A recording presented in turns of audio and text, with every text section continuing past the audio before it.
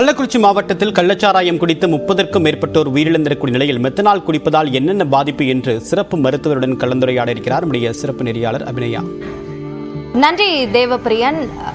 அவசர சிகிச்சை பிரிவு சிறப்பு மருத்துவர் திரு அஜித்குமார் நம்மோடு இணைப்பில் இருக்கிறார். வணக்கம் சார். இப்போ மெத்தனால் உட்கொண்டதுனால, அந்த சாராயத்தில் அதிகமாக கலந்ததுனால இவ்வளவு உயிரிழப்புகள் அப்படின்னு சொல்லப்படுது.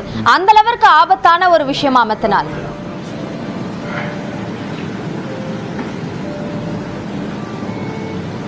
வணக்கம்மா.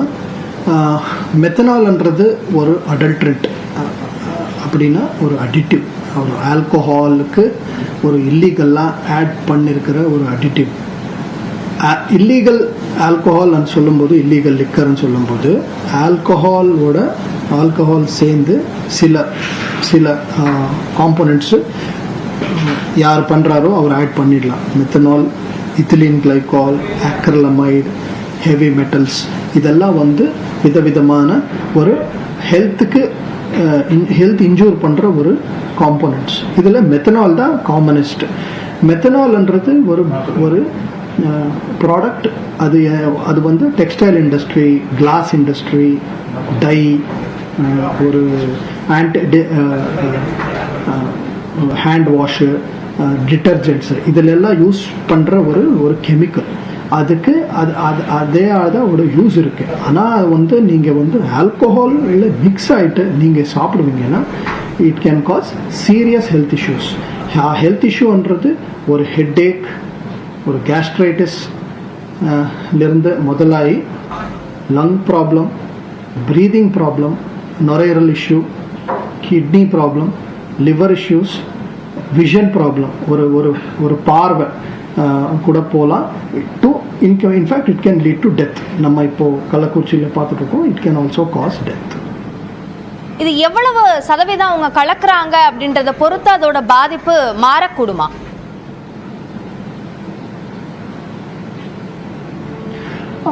மெத்தனால்ன்றது இருக்கவே கூடாதுமா. மெத்தனால்ன்றது ஒரு ஆல்கஹாலில் இருக்க வேண்டிய பதார்த்தமே கிடையாது.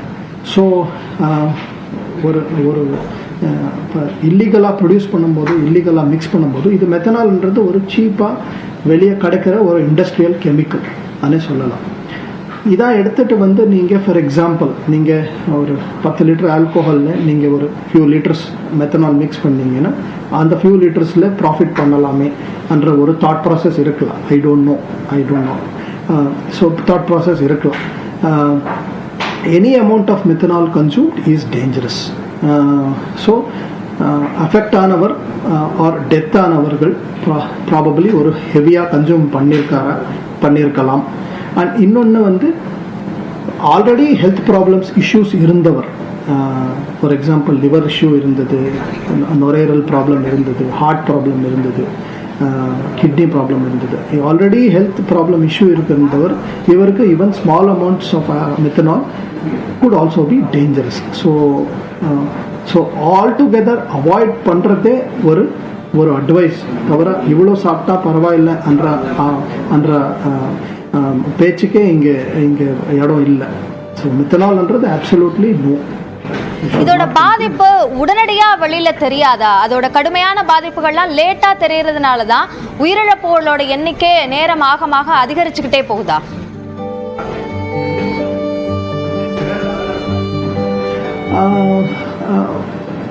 $90 to 120 மினிட்ஸ்ன்னு சொல்லுவோம்.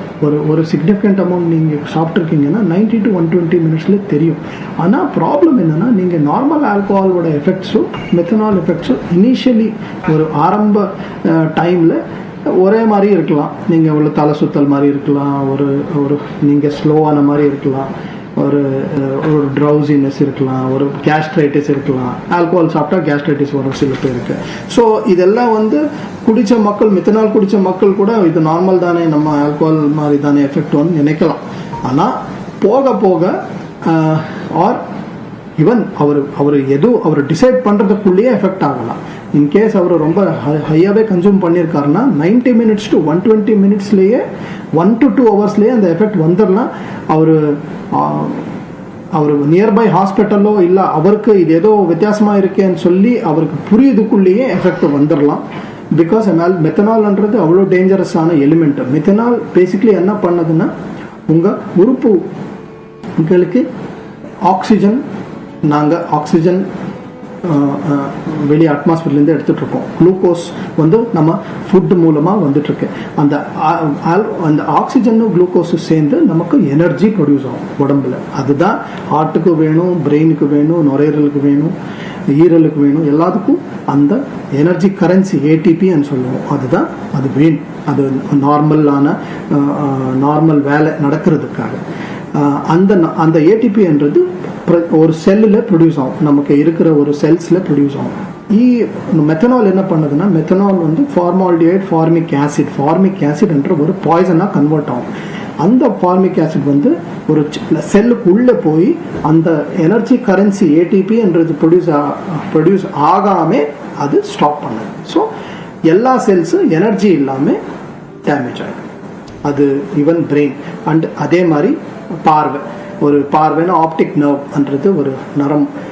கண்ணு நம்ம பார்க்குறோம், அது தெரியுதுன்னா அந்த நரம்பு மூலமாக அந்த இமேஜ் வந்து பிரெயினுக்கு போகணும். அந்த ஆப்டிக் நர்வ், அந்த நரம்பே டேமேஜ் ஆகிடும் இந்த கெமிக்கல்னால. ஸோ அதுக்காக தான் இது ஃபாஸ்ட்டாக நடக்கலாமா? டெஃபினட்டாக நடக்கலாம். நீங்கள் நிறையா சாப்பிட்ருக்கீங்க, உங்கள் ஆல்ரெடி எஃபெக்டடு ஹெல்த்து உங்களுக்கு நல்லா இல்லை. ஆல்ரெடி இந்த மாதிரி ஆல்கோஹால் நிறையா சாப்பிட்டா அவருக்கு ஹிஸ்ட்ரி இருக்கலாம், ஆல்கோஹாலிக்ஸாகவே இருக்கலாம். ஸோ அவருக்கு வந்து ரொம்ப ஃபாஸ்ட்டாகவே எஃபெக்ட் ஆகும். இதற்கான சிகிச்சை என்பதே இல்லையா, அல்லது இதோட தீவிரத்தன்மையை குறைக்கிறதுக்கான வாய்ப்புகள் இருக்கா? இப்போ ஓமிப்ரசோல் அப்படின்ற அந்த மருந்து மூலமாக இதோட எஃபெக்டை குறைக்க முடியும் அப்படின்னும் சொல்லப்படுது. அதுக்கு எந்த அளவுக்கு வாய்ப்பு இருக்கு?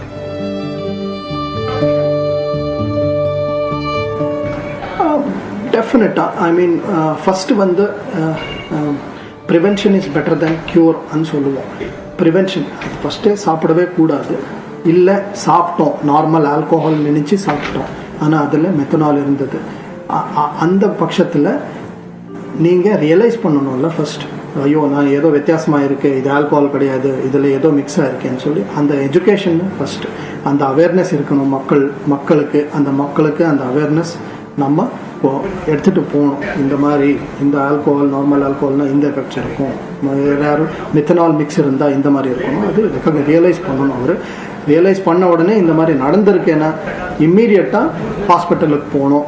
அண்ட் ஹாஸ்பிட்டலில் டெஃபினெட்லி நீங்கள் சொன்ன மாதிரி நம்ம டாக்டர்ஸ் வந்து இம்மீடியட்டாக பார்ப்போம் எதில் இருக்குன்னு சொல்லி. We have arterial blood gases, osmolarity, இந்த மாதிரி பிளட் இன்வெஸ்டிகேஷன்ஸ், யூரின் இன்வெஸ்டிகேஷன்ஸ் எல்லாம் பண்ணிவிட்டு வென் வி டிசைட் தட் இல்லை மித்தனால் பாய்சனிங் மாதிரி இருக்குன்னா இம்மீடியட்டாக ஃபோமெபிசால்ன்றது ஒரு மெடிசன்.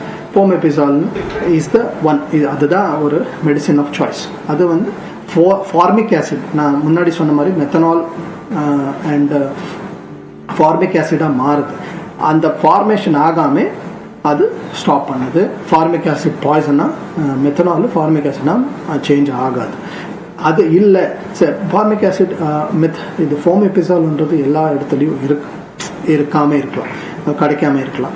அந்த சமயத்தில் normal alcohol it self is இது. பிகாஸ் நார்மல் ஆல்கோஹால் மெத்தனால் பிளேஸில் வந்து அது ஸ்டாப் பண்ணுது, மெத்தனாலும் ஃபார்மிக் ஆசிடாக கன்வெர்ட் ஆகாமல்.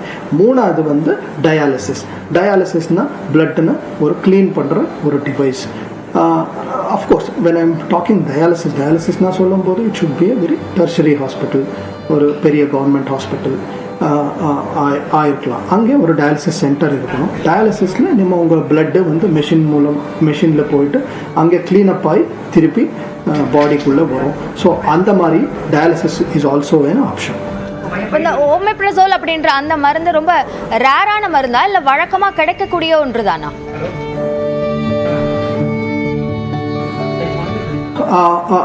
ஓமிப்ரசோல் கிடையாது, ஃபோமெபிசால்ன்றது நம்ம கேஸ்ட்ரைட்டிஸ் சாப்பிட்ற மருந்து.